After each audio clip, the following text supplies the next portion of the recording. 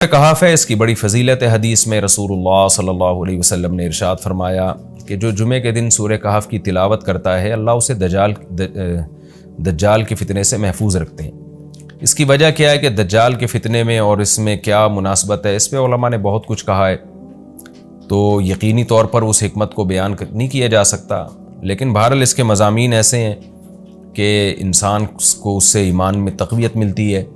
اور بڑی بات یہ ہے کہ رسول اللہ صلی اللہ علیہ وسلم نے جب کسی چیز کے بارے میں ہمیں بتا دیا تو پھر ہمیں اس کی حکمت سمجھ میں نہ بھی آئے تو ہمیں بس اس پر ایمان لانا چاہیے۔ تو دجال کے فتنے سے بچنے کے لیے اگر کوئی جمعے کے دن اس کا اہتمام کرتا ہے تو انشاءاللہ اس کو فائدہ ہوگا۔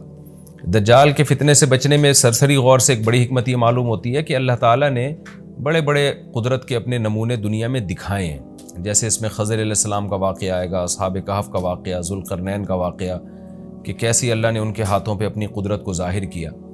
تو یہ اللہ تعالیٰ کے مختلف کام ہیں، یاجوج ماجوج کا تذکرہ بھی آئے گا اس میں۔ تو اس میں ہمیں پتہ چلتا ہے کہ اللہ کی قدرتوں میں بہت بڑی بڑی قدرتیں، اللہ مخلوق سے بھی بعض دفعہ بڑے بڑے کام لے لیتے ہیں۔ تو دجال بھی اللہ کی ایک مخلوق ہوگا، تو وہ اگر بڑے بڑے محیر العقول کام دکھا رہا ہے تو یہ اس کی علامت نہیں ہوگی کہ یہ خدا ہے۔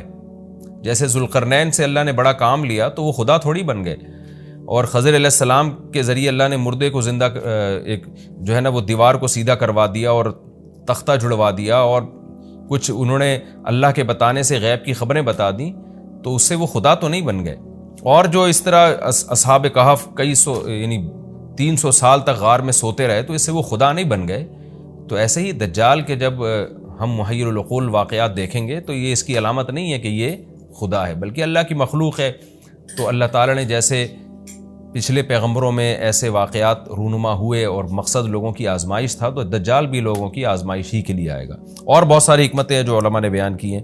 اچھا، یہ جو جمعے کے دن سورہ کہف پڑھنے کی فضیلت ہے، تو یہ جمعے کی رات کو اگر کوئی پڑھ لے تو بھی یہ فضیلت حاصل ہو جائے گی، تو کیونکہ روایات میں جمعے کی رات کا بھی تذکرہ ملتا ہے اور جمعے کا بھی تذکرہ ملتا ہے۔